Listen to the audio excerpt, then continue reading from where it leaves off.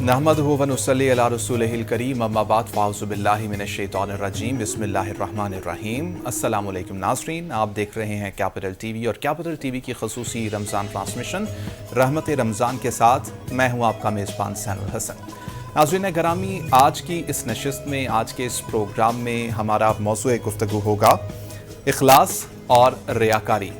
आमाल के अंदर खलूस नीयत होना बहुत ज़रूरी है। इसी तरह जो दुनियावी मामलात हम एक दूसरे के साथ करते हैं उसमें किस तरह से खलूस नीयत पैदा किया जाए, क्योंकि अगर किसी भी अमल के अंदर दिखावा शामिल हो जाए तो वो रियाकारी के ज़ुमरे में आता है। और इस तरह के किसी भी अमल का, अगर किसी भी इबादत के अंदर रियाकारी शामिल हो जाए तो रब ताला का इरशाद है कि इस तरह के अमल को शिर्क समझा जाता है। इसी के ऊपर बात करेंगे, इसी के ऊपर सीखने की आज कोशिश करेंगे। इबादत में खलूस नीयत किस तरह से पैदा किया जाए और इसके साथ साथ जो आम दुनियावी मामलात हैं उसके अंदर किस तरह से खलूस नीयत पैदा किया जाए, ये गुफ्तगू हमारी आज होगी। प्रोग्राम के आगाज़ में हमेशा की तरह एक आयत और एक हदीस का तर्जुमा मैं आपके सामने रखूँगा। रब करीम फ़ुरक़ान हमीद कुरान पाक में इरशाद बारी ताला है, फरमाते हैं, सूरह बकरा की आयत नंबर 264 का एक हिस्सा है जिसका आपके सामने मैं तर्जुमा रखूँगा। रब कायनात कहते हैं, ए ईमान वालो, अपने सदक़ात व खैरात एहसान रखने और ईज़ा देने से उस शख्स की तरह बर्बाद न कर देना जो लोगों को दिखावे के लिए माल खर्च करता है और खुदा और रोज़े आखिरत पर ईमान नहीं रखता।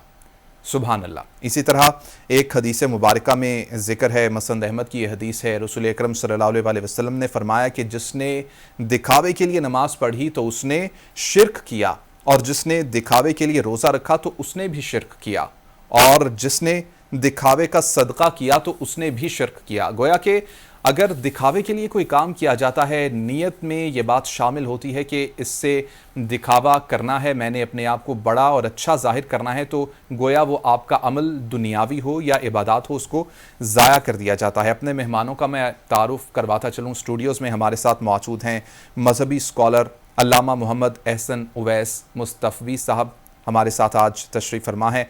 इसके साथ साथ हमारे साथ नात ख्वाह हैं राव हैदर अली कलंदरी साहब, बहुत खूबसूरत इनकी आवाज़ है, इनसे हम लम्हा बलम्हा गाहे बगाहे कलाम भी सुनते रहेंगे। अल्लामा साहब, पहले मैं आपकी जानिब आना चाहूँगा। इब्तिदाइया तमहीदन गुफ्तगू इखलास के मुतालिक माना व मफ़हूम कुरान व हदीस की रोशनी में समझा दीजिए। बिस्मिल्लाहिर्रहमानिर्रहीम। सबसे पहले कैपिटल टीवी की रहमत रमज़ान ट्रांसमिशन के अंदर और पूरी इस इंतज़ामिया का, और बिलखुसूस मोहतरम ज़ैनुल हसन साहब जिस खूबसूरत अंदाज़ में इस प्रोग्राम को करते हैं, हदिया तबरीक और मुबारकबाद के मुस्तहिक हैं। थैंक यू जी। आज बहुत ही अहम मौजू, बहुत खुसूसी मौजू, जो कि इखलास और उसके साथ जो उसकी ज़िद है रियाकारी के ऊपर बात हो रही है। इखलास को समझने के लिए आप यूँ समझें कि हम अपने रिश्तों के अंदर भी सिंसेरिटी और प्योरिटी यानी खुलूस और खालिसियत चाहते हैं। और जब रिश्तों के अंदर माँ बाप का रिश्ता हो, औलाद का रिश्ता हो, बहन भाई का रिश्ता हो, मियाँ बीवी का रिश्ता हो, अगर उसमें सिंसेरिटी और प्योरिटी के अंदर यानी उसकी खुलूस के अंदर फ़र्क आ जाता है तो रिश्ते फिर निभाना बड़ा मुश्किल हो जाता है।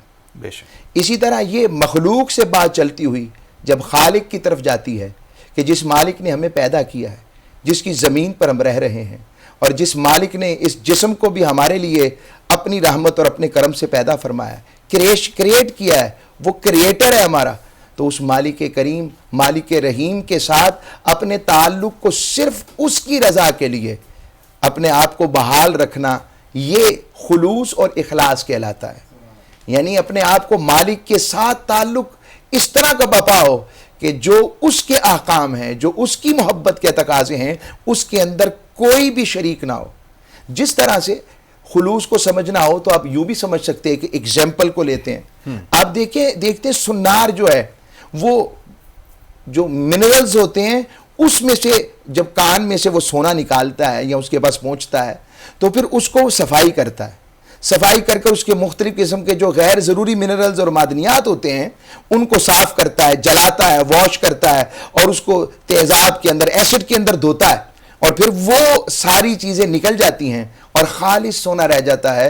बंदगी भी اخلاص کا اسی کا انعام ہے کہ بندہ وَاذْكُرِ اسْمَ رَبِّكَ وَتَبَتَّلْ إِلَيْهِ تَبْتِيلًا، کہ اللہ کا ذکر یوں کرے کہ ہر ایک سے کٹ کے خالصتاً اپنے مولا کا ہو جائے. سبحان اللہ. اور خلوص کو اگر سمجھنا ہو تو اخلاص اتنی بڑی نعمت ہے اور اتنا بڑا کرم ہے کہ جب شیطان، جس کا نام اصل میں عزازیل تھا، جو بعد میں ابلیس اور شیطان ہوا، راندہ بارگاہ ہوا، آسٹرے پرسن ہو گیا، جب اس کو دھتکار دیا گیا، اللہ کی بارگاہ سے راندہ کر دیا گیا، تو اس نے مالک کریم سے پوری ڈیبیٹ کی، جو کہ سورہ الحجر کے اندر 15 نمبر سورہ ہے اور اس کی آیت نمبر 39 ورس 39 to 42 39 سے 42 تک پورا سیکوینس بیان ہو رہا ہے. اور اس میں اس نے اللہ رب العزت سے یہ بات کہی، قال ربی بما اغویتنی لأزینن لهم فی الارض ولأغوینہم اجمعین الا عبادک منہم المخلصین. وہ کہنے لگا، ابلیس نے کہا پروردگار اس سبب سے جو تو نے مجھے گمراہ کر دیا ہے، میں بھی یقیناً ان کے لیے، یعنی اس کریشن بنی آدم کے لیے زمین میں گناہوں اور نافرمانیوں کو خوب آراستہ کر دوں گا، سجا دوں گا، اس کو مزین کر دوں گا، اور پھر ان سب کو ضرور گمراہ کروں گا. جب یہ بات اس نے کہہ دی کہ ضرور گمراہ کروں گا، ساتھ ہی کہنے لگا الا عبادک منہم المخلصین، مگر مالک جو تیرے خالص بندے ہوں گے ان پر میرا زور نہیں چلے گا. سبحان اللہ. اس لیے ہر عمل کے اندر اخلاص کو شامل رکھنا، خلوص کو شامل رکھنا، پیورٹی کو شامل رکھنا، عبادات ہوں، معاملات ہوں، اخلاق ہو، ذات کی پرسیپشن ہو، اور ہر طرح کے جو اسپیکٹ آف لائف ہے اس کے اندر پوری اونیسٹی اور اس کے ساتھ اخلاص کے ساتھ، پیورٹی کے ساتھ، سنسیریٹی کے ساتھ اپنے آپ کو ڈیمونسٹریٹ کرنا اور اللہ کی احکام کے پابندی کے ساتھ چلنا، اسی کا نام اخلاص ہے. اور جو اخلاص والے ہوں گے انہی کے اللہ کریم کی بارگاہ میں برکتیں، رحمتیں اور سعادتیں حاصل ہوں گی. ہر عمل قرآن و حدیث میں بھی اور ہمارے سوشل لائف کے اندر بھی، قرآن حدیث کے اندر آقا علیہ السلام نے جو بخاری شریف کی پہلی حدیث ہے اس کو بیس بنا کر اس بات کی حقیقت واضح کر دی کہ انما الاعمال بالنیات، کہ ہر عمل کا دار و مدار نیت پر ہے. بے شک. اور جہاں پر اخلاص ختم ہوگا وہاں ریاکاری آ جائے گی. اور ریاکاری جیسے کہ ابھی محترم زین الحسن صاحب بڑے خوبصورت انداز میں اور بڑے ہی نظائر میں سے آقا علیہ السلام نے جو ڈرانے والی بات کی ہے کہ اللہ رب العزت کے حبیب علیہ السلام نے فرمایا ہے کہ شرک بن جاتی ہے نماز بھی اگر دکھاوے کی ہو. مطلب کو بظاہر تو اللہ کے ساتھ شریک نہیں ٹھہرا رہا، مگر شرک کہنے کا مطلب یہ ہے کہ جو چیز اللہ کو دکھانی تھی ہم اللہ کے غیر کو دکھا رہے ہیں، اس لیے ریاکاری سے منع کیا گیا ہے. اور خلوص جہاں ختم ہوگا وہاں ریاکاری آ جائے گی، اور جہاں ریاکاری ختم ہو جائے گی وہاں پیورٹی، سنسیریٹی اور اخلاص آ جائے گا. بے شک بے شک. علامہ صاحب بہت خوبصورت طریقے سے آپ نے مفہوم تو سمجھا دیا.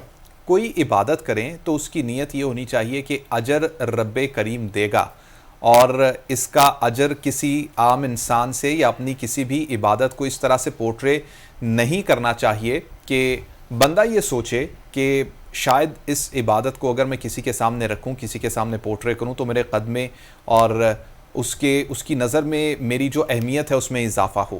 یہی آج کا آپ کا کہنے کا مطلب کہ یہی آپ بتانا چاہ رہے ہیں کہ اس کا معنی اور مفہوم یہی ہے. جی، میں اس کو انہینس کر دیتا ہوں اور انٹرپریٹیشن کر دیتا ہوں. وہ اس طرح تاجدار کائنات صلی اللہ علیہ وآلہ وسلم کی حدیث مقدسہ بخاری مسلم کے اندر کہ ایک شخص جو ہے نا بنی اسرائیل کا مرنے کے قریب تھا، اور جب مرنے لگا ساری زندگی اس نے کیا کیا، وہ لوگوں کے کفن چراتا تھا. جب مرنے لگا تو اپنی اولاد کو وصیت کرنے لگا کہ جب میں مر جاؤں تو اس طرح کرنا، میری لاش کو جلا دینا اور جلا کر اس کو ہوا میں اڑا دینا جو خاک بن جائے گی، پانی میں ملا دینا، مٹی میں ملا دینا. بچوں نے کہا ابا جان اتنا سخت اپنے اوپر حکم، آپ وصیت کر رہے ہیں. کہا بیٹا، اب اس کی پیورٹی دیکھیں آپ. فرمایا، اس نے کہا بیٹا اگر میرے اللہ نے مجھے پکڑ لیا، حالانکہ جملہ بھی درست نہیں ہے یہ اس کا، اللہ کی پکڑ سے کون باہر جا سکتا، وہ خالق و مالک ہے، مگر اس نے کہا کہ اگر اللہ نے مجھے پکڑ لیا تو جیسا عذاب مجھے ہوگا کائنات میں کسی کو نہیں ہوا ہوگا. اور اس کے بچوں نے مرنے کے بعد ایسا ہی کیا. جب وہ مر گیا، اللہ کے لیے کیا مشکل تھا، انما امرہ اذا اراد شیئا ان یقول لہ کن فیکون. اللہ رب العزت نے اس کے جسم کے ذروں کو حکم دیا، وہ سراپا امبوڈیمنٹ کے اندر ہیومن باڈی میں کھڑا ہو گیا. اللہ نے اس سے سوال پوچھا, اے بندے تو نے اتنا سخت حکم اپنے اوپر نافذ کیوں کیا؟ اب وہ جو پیورٹی اور سنسیریٹی کا اس کے جذبات تھے نا, کہ ساری زندگی تو کو عمل نہیں کر سکا, مگر اللہ سے جو خشیت اور خوف کی خلوص کے ساتھ آیا, اللہ رب العزت وہ بھی اللہ نے اس کی نیت دیکھی اور فرمایا. علامہ صاحب میں مکمل کر لوں حدیث کو. بالکل ٹھیک. اور ساتھ ہی آقا علیہ الصلوۃ والسلام فرماتے ہیں, اللہ نے اسے کہا تو نے مجھ سے ڈر کر یہ کیا تھا؟ وہ کہنے لگا جی. رب نے کہا جا, میں نے تیرے ڈرنے پر تجھے بخش دیا ہے. سبحان اللہ سبحان اللہ. علامہ صاحب بڑی خوبصورت گفتگو, آپ کو انٹرپٹ کرنے کا دل تو نہیں چاہتا, وقت کچھ محدود ہے. نعت سنیں گے, میں ریکویسٹ کروں گا راؤ حیدر علی قلندری صاحب سے کہ ہمیں چند اشعار سنائیں.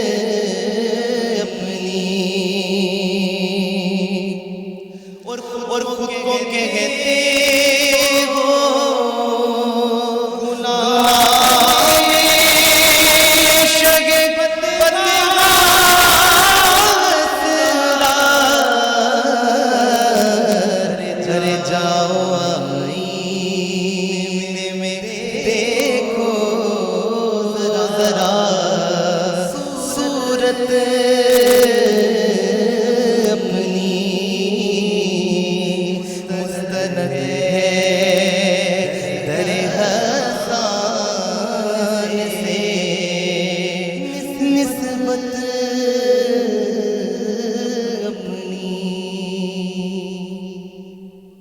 سبحان اللہ، ماشاء اللہ، بہت خوبصورت آواز جی راؤ حیدر صاحب. ابھی ناظرین ایک بریک پر جائیں گے، بریک سے جب واپس آئیں گے تو اسی موضوع کو یہیں سے کنٹینیو کریں گے، ساتھ رکھیے گا. ویلکم بیک ناظرین. اخلاص اور ریاکاری آج کا موضوع ہے اور گفتگو کر رہے ہیں ہم. علامہ محمد احسن اویس مصطفی صاحب ہمارے ساتھ اس وقت اسٹوڈیوز میں موجود ہیں. راؤ حیدر علی قلندری ہمارے ساتھ اسٹوڈیوز میں موجود ہیں، نعت خواہ ہیں. بڑی خوبصورت آواز ابھی ہم نے سنی. علامہ صاحب، سب سے پہلے ابھی تک تو ہم نے ڈیفینیشن کے بارے میں جانا کہ اخلاص یا ریاکاری کی ڈیفینیشن اور کس طرح سے یہ دونوں ایک دوسرے سے مختلف ہیں، ایک دوسرے کی ضد ہیں. آج کل کے دور میں ہم کافی زیادہ ججمنٹل ہیں. کوئی شخص نیکی کر رہا ہے تو ہم اس کو دیکھ کر یہ سوچتے ہیں اور یہ گمان کرتے ہیں کہ شاید یہ ہمیں دکھانے کے لیے یا شاید یہ کسی کو دکھانے کے لیے اس طرح کی نیکی کر رہا ہے تاکہ اس کا قد بڑھ جائے دوسروں کی نظروں میں. اس طرح کا گمان کسی کے بارے میں رکھنا اور اس طرح کسی کے بارے میں سوچنا، یہ آپ سمجھتے ہیں کہ یہ ٹھیک عمل ہے اور اس طرح سے نہیں کرنا چاہیے یا اس طرح سے کیا جا سکتا ہے؟ بہت ہی پریکٹیکل اور بڑا ہی جچا تلا نپا تلا آپ کا سوال ہے. یہ اللہ رب العزت نے جو ہمیں دین عطا کیا یہ دین فطرت ہے اور کمپلیٹ کوڈ آف لائف ہے. تو اسلام بیسیکلی چاہتا یہ ہے کہ ہر ایک کی جو سیلف رسپیکٹ ہے اس کو ملوز خاطر رکھا جائے، ہر ایک کی جو عزت ہے اس کو ملوز خاطر رکھ کر اس کے ساتھ بات کی جائے. اسی حوالے سے قرآن مجید فرقان حمید نے ہمیں اشارہ کیا کہ اگر کوئی نیکی کر رہا ہے، اور کیونکہ آج کے دور میں ملیشیسنس، میلیگننس اور حسد اور بغض اور حقد میں بھی بندہ یہ بات کر دیتا ہے، تو اس حوالے سے قرآن کا 49 نمبر سورہ الحجرات، اس کی 12 نمبر جو آیت ہے، 12 نمبر آیت، وہ اس جانب ہماری رہنمائی کرتی ہے اور ہمیں خود کو تصحیح کرنے کا موقع فراہم کرتی ہے کہ یا ایھا الذین آمنوا اجتنبوا کثیرا من الظن ان بعض الظن اثم ولا تجسسوا ولا یغتب بعضکم بعضا. اس پہلے حصے کی طرف، اے ایمان والو بہت سے گمانوں سے بچو، چونکہ بعض گمان تمہیں گناہوں تک لے جا سکتے ہیں. لہٰذا ہمیں کسی کے نیک عمل کو دیکھ کر حسد اور بغض کی آگ میں جلنے کے بجائے بلکہ خاموشی اور خوش گمانی کا اظہار کرنا چاہیے، حسن ظن رکھنا چاہیے. یہ مومن کا شیوا ہے. اور دوسری جانب اگر وہ شو آف کر رہا ہے، ریاکاری کر بھی رہا ہے، تو اس کا ذمہ اللہ نے جو لے لیا ہے، اللہ نے اپنے ذمہ لے لیا ہے. اور انما الاعمال بالنیات کی بات آ گئی ہے. حتیٰ کہ اللہ نے سورہ بقرہ کی آیت نمبر 262 کے اندر ارشاد فرما دیا ہے کہ ایمان والو تم اس لیے نیکی نہ کرو اور احسان نہ کرو کہ بعد میں تم اسے جتاتے پھرو. اور جو ایسا جتانے کے لیے، لوگوں کو دکھانے کے لیے کر رہا ہے، تو پھر یاد رکھو کہ ایسے ہی جیسے تمہارا ایمان غارت ہو رہا ہے، تم اپنے آپ کو ایمان سے نکال رہے ہو کہ تم اللہ کے سوا کسی اور پر توکل کر رہے ہو. علامہ صاحب، کسی کے بارے میں غلط گمان رکھنا بھی آپ کے ایمان کو نقصان پہنچاتا ہے. جی ہاں، بیلنس آف لائف، قرآن بڑا بیلنس بات کرتا ہے کہ نہ کسی کی عزت نفس مجروح ہو اور نہ دینے والا یا جنراسٹی کرنے والا یا نیکی کرنے والا اور خیر کے کام میں حصہ ڈالنے والا کسی بھی طرح سے وہ ریاکاری میں بھی شریک نہ ہو، بلکہ اس میں بھی خلوص رہے اور دوسرے میں بھی خلوص رہے. بہترین. اچھا پروفیسر صاحب، اخلاص کی مثال قرآن و حدیث سے کوئی ایسا ایگزامپل موجود ہے کہ جس میں ذکر کیا ہو، خواہ وہ قرآن ہے یا حدیث ہے، کسی خاص شخصیت کے بارے میں یا کسی خاص جگہ کے بارے میں؟ ویسے تو قرآن ایسی شخصیات کی مثالوں سے بھرا پڑا ہے، مگر میں یہاں پر 2 مثالیں کوٹ ضرور کروں گا. قرآن مجید فرقان حمید میں حضرت صدیق اکبر حضرت ابوبکر صدیق رضی اللہ تعالیٰ عنہ نے جب حضرت بلال حبشی کو آزاد کروانا چاہا تو تاجدار کائنات نے حکم فرمایا، ڈیوٹی لگوائی کہ بلال کو خرید کے لاؤ. آپ نے جو اپنا مال خرچ کیا تھا، اللہ کریم نے اس کا ذکر فرمایا تو فرمایا الا ابتغاء وجہ ربہ الاعلی ولسوف یرضی، کہ یہ جو عمل کیا ہے صدیق ابوبکر نے اور اپنا مال خرچ کیا ہے، اس کے ذریعے انہوں نے دوزخ سے خود کو بچایا ہے اور فرمایا ہے انہوں نے جو عمل کیا ہے صرف اللہ کی رضا کے لیے کیا ہے اور ان قریب اس کا اجر یہ ہوگا کہ وہ اللہ سے راضی ہو جائیں گے. یہ وہی انداز ہے جو علامہ اقبال رحمۃ اللہ علیہ فرماتے ہیں، اور کہ خودی کو کر بلند اتنا کہ ہر تقدیر سے پہلے خدا خود بندے سے پوچھے بتا تیری رضا کیا ہے. دوسرا جو اس کے اوپر اگزامپل جو قرآن نے بڑی خوبصورت انداز میں آیات دہر میں بیان کی کہ جب حضرت سیدہ کائنات طیبہ کائنات سیدہ فاطمہ زہرا سلام اللہ علیہا رضی اللہ تعالیٰ عنہ اور حضرت مولا علی المرتضیٰ کرم اللہ وجہہ الکریم نے حسنین کریمین کے بیمار ہونے پر یہ منت اور اللہ کی بارگاہ میں نظر مانی کہ مولا حسنین کریمین رضوان اللہ اجمعین کو صحت کاملہ عاجلہ عطا فرما، تو ہم 3 روزے رکھیں گے۔ تو جب انہوں نے اور ان کے ساتھ ان کی کنیزہ حضرت بی بی فضہ رضی اللہ تعالیٰ عنہ ان تینوں نے روزے رکھے، تو پہلے روزے کے اوپر دروازے کے اوپر ایک مسکین آ گیا، آپ نے اپنی افطاری ساری اٹھا کر انہیں دے دی، خود پانی اور کھجور سے افطار کیا۔ اور دوسرے دن یتیم آ گیا کہ آل پاک نبی میں اس دروازے پر آؤں جہاں سے کوئی خالی نہیں جاتا۔ اور تیسرا اسیر آ گیا۔ یاد رکھیں نوٹیبل اور میموریبل بات یہ ہے کہ اس دور میں قیدی کافر ہی ہوتے تھے، مسلمان نہیں ہوتے تھے۔ اسلام یہ جنرosity کا دین ہے، اور آپ نے اس دن بھی اپنی افطاری اس اسیر کو دے دی، تینوں دن کھجور اور پانی سے افطار کیا، تو اللہ نے آیتیں نازل کر کر ان کے خلوص نیت کا کیا خوبصورت انداز میں اعلان فرمایا۔ فرمایا انما نطعمکم لوجہ اللہ، رب فرماتا ہے یہ جنہوں نے سب کچھ یتیم مسکین اسیر کو دیا صرف اور صرف اللہ کی رضا اور اس کے دیدار کے لیے دیا ہے۔ وَيُطْعِمُونَ الطَّعَامَ، اللہ کہتے ہیں ان کے دل میں نیت یہ ہے، یطعمون الطعام علی حبہ مسکینا ویتیما واسیرا ولا نرید منکم جزاء ولا شکورا، کہ انہوں نے اللہ کی محبت میں یتیم مسکین اسیر کو کھلایا ہے، اور یہ بھی نہیں چاہتے کوئی ان کا شکریہ ادا کرے یا ان کو جزا بھی عطا کرے۔ یہ اللہ نے بڑے خلوص کی بہت پیاری مثالیں قرآن میں بیان فرمائی ہیں۔ بے شک۔ اچھا پروفیسر صاحب، نیتوں میں اخلاص پیدا کیسے کیا جائے؟ بڑی یہ ایک امپورٹنٹ سوال ہے کہ جو ہم سے پوچھا جاتا ہے، علامہ صاحبان سے بھی یہ سوال رکھا جاتا ہے کہ ہم نے یہ سیکھ تو لیا کہ نیتوں کا جو اعمال کا جو دار و مدار ہے وہ نیتوں کے اوپر ہے، لیکن اپنی نیتوں کو درست کیسے کیا جائے، درستگی کی طرف کیسے لے کر آیا جائے، کیا تعلیم کریں گے آپ؟ جی یہ ایک اور بہت پریکٹیکل کویسچن آپ کا نپت اللہ جچت اللہ سوال ہے۔ اس حوالے سے اس کا جواب یہ ہے کہ سب سے پہلے اپنی صحبت کو ان لوگوں کے ساتھ جوڑ کے رکھے جو لوگ خلوص والے ہیں، پیورٹی والے ہیں۔ بالکل اسی طرح جیسے ایک صوفی نے اور ایک پوائز مین نے بڑی خوبصورت بات کوڈ کی ہے، وہ کہتے ہیں کسی نے گلاب کے باغ کے اندر ایک کاغذ کو دیکھا تو اس میں بھی گلاب کی خوشبو تھی، پوچھا تم تو گلاب نہیں ہو مگر گلاب کی خوشبو کیوں ہے؟ کہا میں گلابوں کے دیس میں رہتا ہوں، گلاب نہیں ہوں مگر مجھ پر کبھی کبھی شبنم کا گلاب کی خوشبو کا قطرہ گرتا ہے تو میں بھی گلاب کی طرح خوشبو رکھتا ہوں، حالانکہ میں گلاب نہیں ہوں۔